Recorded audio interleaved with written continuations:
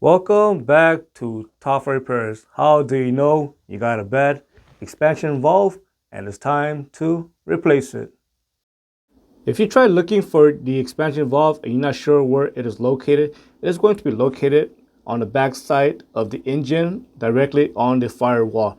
If you look carefully, you're going to see two aluminum tubing or pipes sticking out right there, and that is where the expansion valve is going to be located.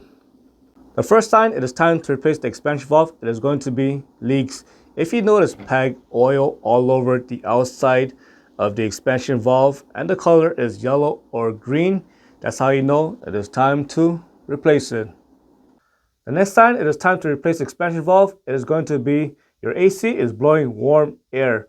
If the expansion valve is stuck in the open position or closed position, it can cause the AC to blow warm air.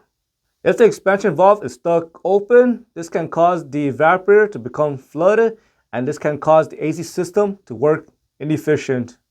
And if the expansion valve is stuck closed, this will cause a restriction and this can prevent, again, the AC from working properly. The next step is your AC is working inconsistent.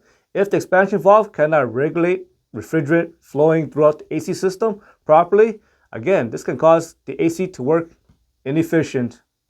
If the expansion valve is not working properly, this can cause AC to become way too cold. And what's going to happen is you're going to notice some sort of frost or ice on the surface of the expansion valve, and you're also going to notice on the evaporator.